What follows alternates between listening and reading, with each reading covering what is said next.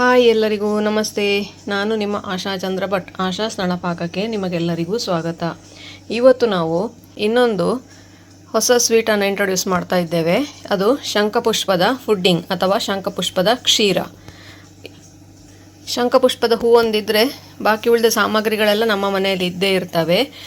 ಇದನ್ನು ಉಪಯೋಗಿಸಿಕೊಂಡು ಹೇಗೆ ಒಂದು ರುಚಿಯಾದ ಕ್ಷೀರವನ್ನು ಅಥವಾ ಫುಡ್ಡಿಂಗನ್ನು ಮಾಡ್ಬೋದು ಅಂತ ಹೇಳೋದನ್ನು ನಾವು ಇವತ್ತು ತೋರಿಸ್ಕೊಡ್ತಾ ಇದ್ದೇವೆ. ಬನ್ನಿ ಸ್ನೇಹಿತರೆ, ಈಗ ಇದನ್ನು ಹೇಗೆ ಮಾಡೋದು ಅಂತ ಹೇಳೋದನ್ನು ನೋಡುವ. ಶಂಖಪುಷ್ಪದ ಕ್ಷೀರ ಅಥವಾ ಫುಡ್ಡಿಂಗ್ ಮಾಡಲಿಕ್ಕೆ ನಾನಿಲ್ಲಿ ನೋಡಿ ಒಂದು 10 ರಿಂದ 15 ಶಂಖಪುಷ್ಪದ ಹೂವನ್ನು ತಗೊಂಡಿದ್ದೇನೆ. ಇದನ್ನು ಈಗ ನೀರಿಗೆ ಹಾಕ್ಕೊಂಡು ಇದರ ಕಲರನ್ನು ಎಕ್ಸ್ಟ್ರಾಕ್ಟ್ ಮಾಡ್ಕೊಳ್ತೇನೆ. ಆಮೇಲೆ ಉಳಿದ ಪ್ರೊಸೆಸನ್ನು ಮಾಡುವ. ಇದಕ್ಕೆ ಬೇಕಾಗುವ ಉಳಿದ ಸಾಮಗ್ರಿಗಳಂದರೆ 1 ಕಪ್ ನಾನಿಲ್ಲಿ ಬಾಂಬೆ ರವೆ ತಗೊಂಡಿದ್ದೇನೆ. ನೀವು ಚಿರೋಟಿ ರವೆ ಬೇಕಾದರೆ ಅದನ್ನು ತಗೊಳ್ಬೋದು. 1 ಕಪ್ಪಿಗೆ 2 ಕಪ್ಪಷ್ಟು ಸಕ್ಕರೆ ತಗೊಂಡಿದ್ದೇನೆ. ಹಾಗೆ ಅರ್ಧ ಲೀಟ್ರ್ ಹಾಲು ತಗೊಂಡಿದ್ದೇನೆ. ತುಪ್ಪ ನಾವು ನಮಗೆ ಬೇಕಾದಷ್ಟು ಹಾಕ್ಕೊಳ್ಳೋಣ. ನಾನಿಲ್ಲಿ ಒಂದು 3 ಟೇಬಲ್ ಸ್ಪೂನಷ್ಟು ತುಪ್ಪ ಹಾಕ್ಕೊಳ್ತೇನೆ. ಅಂದರೆ ಅದನ್ನು ಹುರಿಯುವಾಗ, ರವೆಯನ್ನು ಹುರಿಯುವಾಗ. ಇದು 1 ಟೇಬಲ್ ಸ್ಪೂನಷ್ಟು ಬೇಬಿ ಗೋಡಂಬಿ, ಸಣ್ಣ ಸಣ್ಣ ಚೂರುಗಳು ಸಿಗ್ತವೆ ಇದು ಅಂಗಡಿಯಲ್ಲಿ, ಅದನ್ನು ತಗೊಂಡಿದ್ದೇನೆ. ಇದು ಏಲಕ್ಕಿ ಹುಡಿ. ಹಾಗೆ ಇದು ಜಾಕಾಯಿ ಹುಡಿ ಒಂದು ಸ್ವಲ್ಪ ಹಾಕ್ತಾ ಇದ್ದೇನೆ. ಹಾಗೆ 2 ಕಲ್ಲು ಉಪ್ಪು. ಮೊದಲಿಗೊಂದು ದಪ್ಪ ತಳದ ಪ್ಯಾನ್ ತಗೊಂಡು ಅದಕ್ಕೆ 2 ಟೇಬಲ್ ಸ್ಪೂನಷ್ಟು ತುಪ್ಪ ಹಾಕ್ಕೊಳ್ತಾ ಇದ್ದೇನೆ. ಮೊದಲಿಗೆ ತುಪ್ಪವನ್ನು ಸ್ವಲ್ಪ ನೀರಾಗಲಿಕ್ಕೆ ಬಿಟ್ಟು ಆಮೇಲೆ ರವೆಯನ್ನು ಅದಕ್ಕೆ ಹಾಕ್ಕೊಂಡು ಅದರ ಜೊತೆಗೇ ಬೇಬಿ ಗೋಡಂಬಿ ಕೂಡ ಹಾಕ್ಕೊಳ್ತಾ ಇದ್ದೇನೆ. ಇಲ್ಲ ನೀವು ಗೋಡಂಬಿಯನ್ನು ಬೇರೆ ಹುರಿದು ಕೂಡ ಹಾಕ್ಕೊಳ್ಬೋದು. ನಾನಿಲ್ಲಿ ಅದರ ಒಟ್ಟಿಗೆ ಫ್ರೈ ಮಾಡ್ತಾ ಇದ್ದೇನೆ. ಇದೀಗ ಕೆಂಪಾಗಿ ಒಳ್ಳೆ ಪರಿಮಳ ಬರಬೇಕು, ಅಲ್ಲಿವರೆಗೆ ಇದನ್ನು ಫ್ರೈ ಮಾಡಬೇಕು. ಒಂದು 2 ರಿಂದ 3 ನಿಮಿಷ ಸಣ್ಣ ಉರಿಯಲ್ಲಿ ಫ್ರೈ ಮಾಡಬೇಕಾಗ್ತದೆ. ನೋಡಿ ಈ ಥರ ಆಗ್ತದೆ ಅದು 2 ರಿಂದ 3 ನಿಮಿಷ ಆಗುವಾಗ. ಇದೀಗ ಇಷ್ಟ ಆದರೆ ಸಾಕಿದು. ಇದಕ್ಕೆ ಈಗ ನಾವು ಅದಕ್ಕೆ ಬೇಯಲಿಕ್ಕೆ ಎಷ್ಟು ಬೇಕೋ ಅಷ್ಟು ಹಾಲನ್ನು ಸೇರಿಸ್ಕೊಳ್ಬೇಕು. ನಾನಿಲ್ಲಿ ಅರ್ಧ ಲೀಟ್ರದಷ್ಟು ಹಾಲು ಹಾಕ್ಕೊಳ್ತಾ ಇದ್ದೇನೆ. ಅಂದರೆ ನೀವು ಯಾವ ಕಪ್ಪಲ್ಲಿ ರವೆ ಹಾಕಿರ್ತೀರಿ ಆ ಕಪ್ಪಲ್ಲಿ ಸಾಧಾರಣ 4 ಕಪ್ಪಷ್ಟು ನೀರು ಅಥವಾ ಹಾಲು ಹಾಕ್ಕೊಳ್ಬೇಕು. ಹಾಲು ಹಾಕಿದ್ರೇ ಇದು ರುಚಿಯಾಗಿರ್ತದೆ. ಹಾಗಾಗಿ ನಾನು ಹಾಲು ಹಾಕ್ಕೊಳ್ತಾ ಇದ್ದೇನೆ. ಹಾಲಿಲ್ಲ ಅಂತಾದರೆ ನೀರಲ್ಲಿ ಕೂಡ ಮಾಡಿಕೊಳ್ಬೋದು ಇದನ್ನು. ಹಾಲು ಸರಿಯಾಗಿ ಕುದಿ ಬರಬೇಕು. ಕುದಿ ಬಂದ ನಂತರ ಅದಕ್ಕೆ ನೋಡಿ ಬೆಂದದ್ದು ಈ ರೀತಿ ಆಗ್ತದೆ. ಮೆತ್ತಗೆ ಬೇಯಬೇಕು ಅಂದರೆ ಅದಕ್ಕೆ 4 ಕಪ್ಪು ಬೇಕೇ ಆಗ್ತದೆ. ಈಗ ಒಂದು ಅರ್ಧ ಕಪ್ಪಷ್ಟು ಶಂಖಪುಷ್ಪದ ನೀರು ತೆಗೆದದನ್ನು ಹಾಕ್ತಾ ಇದ್ದೇನೆ. ಇಲ್ಲಿ ನೀವು ಶಂಖಪುಷ್ಪ ಎಷ್ಟಿದೆ ಅಷ್ಟು ಕಲರ್ ಬರ್ತದೆ ಇದರಲ್ಲಿ. ನನಗೆ ಒಂದು 15-20 ಹೂ ಇತ್ತಷ್ಟೇ. ನಿಮ್ಮ ಹತ್ರ ಜಾಸ್ತಿ ಹೂ ಇದೆ ಅಂತೇಳಿ ಆದರೆ ನೀವು ಜಾಸ್ತಿ ಹೂ ಹಾಕಿ ಕೂಡ ಮಾಡಿಕೊಳ್ಬೋದು. ಒಂದು 50 ಹೂ ಹಾಕಿದರೆ ಇನ್ನೂ ಡಾರ್ಕ್ ಕಲರಲ್ಲಿ ಬರ್ತದೆ. ನಾನು ಮೊದಲೊಮ್ಮೆ ಮಾಡಿದ್ದೆ, ಅದು ತುಂಬ ಡಾರ್ಕ್ ಬಂದಿತ್ತು. ಆವಾಗ ನನ್ನ ಹತ್ರ ಜಾಸ್ತಿ ಹೂ ಇತ್ತು. ಇವತ್ತು ನನಗೆ ಅಷ್ಟು ಹೂ ಸಿಗಲಿಲ್ಲ, ಹಾಗಾಗಿ ಇಷ್ಟೇ ಹೂವಲ್ಲಿ ಮಾಡಿದ್ದೇನೆ ನಾನು. ಇದಕ್ಕೀಗ 1 ಕಪ್ಪಿಗೆ 2 ಕಪ್ಪಿನಷ್ಟು ಸಕ್ಕರೆ ಬೇಕೇ ಬೇಕು.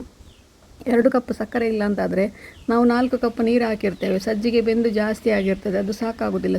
ಹದ ಸ್ವೀಟ್ ಬರ್ತದಷ್ಟೇ. ಇನ್ನೂ ಬೇಕಿದ್ರೆ ಒಂದು ಅರ್ಧ ಕಪ್ಪು ಜಾಸ್ತಿ ಹಾಕ್ಕೊಳ್ಬೋದು, ಸ್ವೀಟ್ ಜಾಸ್ತಿ ಬೇಕು ಅಂತ ಹೇಳುವವರು. ಇಲ್ಲಾಂತಂದರೆ ಹಾಲು ಹಾಕಿದ ಕಾರಣ ಸ್ವೀಟ್ ಸ್ವಲ್ಪ ಹದ ಬರ್ತದಷ್ಟೇ. ಅದು ಒಳ್ಳೆ ಸ್ವೀಟ್ ಅಂದರೆ ಅದು ಸ್ವೀಟಿನ ಹದದಲ್ಲೇ ಇರಬೇಕು. ಆ ಥರ ಇರಬೇಕು ಅಂತಾದರೆ ಸಾಧಾರಣ ಒಂದು 2.5 ಕಪ್ಪಷ್ಟು ಸಕ್ಕರೆ ಹಾಕಿ ಅದಕ್ಕೆ ನಾನು ಪುನಃ ಒಂದು ಅರ್ಧ ಕಪ್ ಸಕ್ಕರೆ ಸೇರಿಸ್ಕೊಂಡೆ. ಇದನ್ನು ಈಗ ಸರಿಯಾಗಿ ತಳ ಬಿಟ್ಟು ಬರೋವರೆಗೆ ಇದನ್ನು ಕಾಯಿಸ್ಕೊಳ್ಬೋದು. ಇಲ್ಲ ಸ್ವಲ್ಪ ಸಾಫ್ಟಾಗಿ ಬೇಕು ಅಂತ ಹೇಳುವವರು ಅದನ್ನು ಸ್ವಲ್ಪ ಮೊದಲೇ ತೆಗೆದುಕೊಳ್ಬೋದು. ನಾನಿಲ್ಲಿ ಪುನಃ ಮತ್ತೆ 1 ಟೇಬಲ್ ಸ್ಪೂನಷ್ಟು ತುಪ್ಪ ಹಾಕ್ಕೊಂಡೆ ಅದಕ್ಕೆ. ಕೇಸರಿ ಬಾತುಗಳೆಲ್ಲ ನಮಗೆ ತುಪ್ಪ ಒಂದು ಸ್ವಲ್ಪ ಜಾಸ್ತಿ ಇದ್ರೇ ಅದು ರುಚಿಯಾಗಿರ್ತದೆ. ಅದಕ್ಕೋಸ್ಕರ ತುಪ್ಪ ಒಂದು ಅರ್ಧ ಕಪ್ಪಷ್ಟು ಕೂಡ ತುಪ್ಪ ಹಾಕ್ಕೊಳ್ಬೋದು ಇದಕ್ಕೆ. ತುಪ್ಪ ಉಂಟು ಅಂತಾದರೆ ಅದು ಒಳ್ಳೆ ಪರಿಮಳ ಹಾಗೂ ರುಚಿ 2 ಕೂಡ ಬರ್ತದೆ ಅದರಲ್ಲಿ. ನೋಡಿ ಹದ ಸಾಕು ಅಂತ ಹೇಳೋರು ಇಷ್ಟ ಆದರೆ ಸಾಕು. ನೂಲೆಳೆ ಪಾಕದಾಗೆ ಬರುವಾಗ ಅದನ್ನು ತೆಗಿಬೋದು.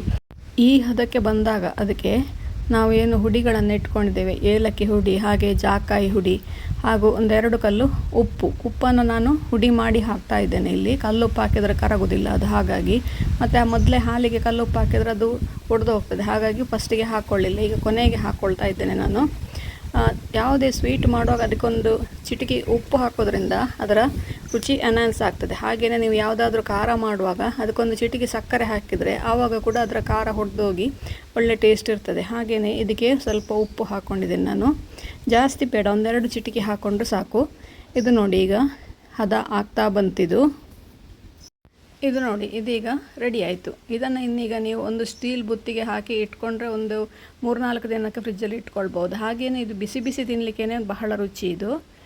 ನಾನಾಗಲೇ ಹೇಳಿದಾಗೆ ನೀವು ಎಷ್ಟು ಶಂಖಪುಷ್ಪ ಹಾಕ್ತೀರಿ ಅದರ ಮೇಲೆ ನಿಮ್ಮ ಕ್ಷೀರದ ಕಲರ್ ನಿಂತ್ಕೊಳ್ತದೆ. ನೀವು ಕೂಡ ಒಮ್ಮೆ ಟ್ರೈ ಮಾಡಿ ನೋಡಿ, ಹೇಗಾಯಿತು ಅಂತೇಳಿ ಕಮೆಂಟ್ ಮೂಲಕ ನಮಗೆ ತಿಳಿಸಿ. ಲೈಕ್ ಕೊಟ್ಟು ಶೇರ್ ಮಾಡಿ. ನೀವಿನ್ನೂ ನಮ್ಮ ಚಾನಲನ್ನು ಸಬ್ಸ್ಕ್ರೈಬ್ ಮಾಡ್ಕೊಳ್ಳಿಲ್ಲ, ಸಬ್ಸ್ಕ್ರೈಬ್ ಮಾಡಿಕೊಂಡು ಪಕ್ಕದಲ್ಲೇ ಇರುವ ಬೆಲ್ ಐಕಾನನ್ನು ಒತ್ತಿ ನಮ್ಮನ್ನು ಸಪೋರ್ಟ್ ಮಾಡಿ. ನಮ್ಮ ಇನ್ಸ್ಟಾ ಹಾಗೂ ಫೇಸ್ಬುಕ್ ಪೇಜನ್ನು ನೀವಿನ್ನೂ ಫಾಲೋ ಮಾಡ್ತಿಲ್ಲ ಅಂದರೆ ಅದನ್ನು ಕೂಡ ಫಾಲೋ ಮಾಡಿ. ಮುಂದಿನ ವಿಡಿಯೋದಲ್ಲಿ ಹೊಸ ಅಡಿಗೆಯೊಂದಿಗೆ, ಇನ್ನೊಂದು ಹೊಸ ಹೆಲ್ದಿ ರೆಸಿಪಿಯೊಂದಿಗೆ ಪುನಃ ನಿಮ್ಮನ್ನು ಭೇಟಿಯಾಗ್ತೇನೆ. ಧನ್ಯವಾದಗಳು.